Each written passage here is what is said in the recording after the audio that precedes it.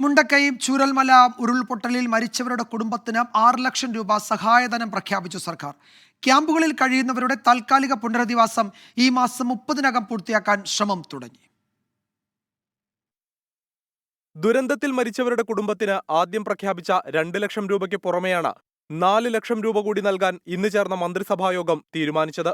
60%-ലധികം അംഗവൈകല്യം സംഭവിച്ചവർക്ക് 75,000 രൂപയും 40 മുതൽ 60% വരെ വൈകല്യമുണ്ടായവർക്ക് 50,000 രൂപയും സഹായധനം നൽകും. കാണാതായവരുടെ ആശ്രിതർക്കും സഹായം നൽകാൻ തീരുമാനമായി. മരണപ്പെട്ടവരുടെ ആശ്രിതർക്ക് 6 ലക്ഷം രൂപയാണ് സാധാരണ ധനസഹായം ലഭിക്കുക. മുഖ്യമന്ത്രിയുടെ ദുരിതാശ്വാസ നിധിയിൽ നിന്ന് 2 ലക്ഷം രൂപ കൂടി അനുവദിക്കാൻ മന്ത്രിസഭാ യോഗം തീരുമാനിച്ചിട്ടുണ്ട്. 60%-ലധികം വൈകല്യം ബാധിച്ചവർക്ക് 75,000 രൂപ, 40% മുതൽ 60% വരെ വൈകല്യം ബാധിച്ചവർക്ക് 50,000 രൂപ. അതിജീവിതരുടെ താൽക്കാലിക പുനരധിവാസത്തിനുള്ള നടപടികൾ വേഗത്തിലാക്കി.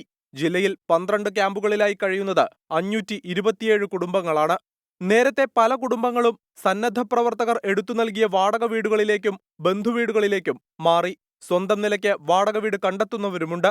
ബന്ധുവീടുകളിലേക്ക് മാറുന്നവർക്കും സ്വന്തമായി വീട് കണ്ടെത്തുന്നവർക്കും ഉൾപ്പെടെ മുഖ്യമന്ത്രിയുടെ ദുരിതാശ്വാസ നിധിയിൽ നിന്ന് മാസം 6,000 രൂപ ലഭിക്കും. ജനപ്രതിനിധികളുടെ നേതൃത്വത്തിൽ വാടക വീടുകൾ കണ്ടെത്താനുള്ള ശ്രമം തുടരുകയാണ്.